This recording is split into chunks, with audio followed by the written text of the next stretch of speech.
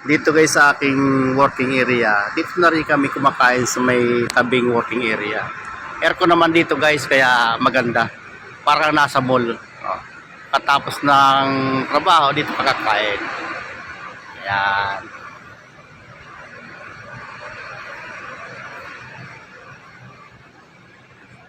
Ayan, nakailira yan dyan. Ayan.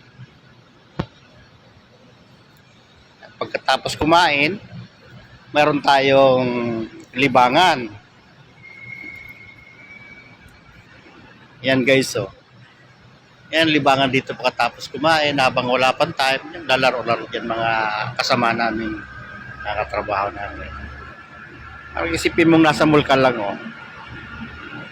Yan, may tinis, may, anong tawag yan? Banaser ba yan? Banaser, ayan.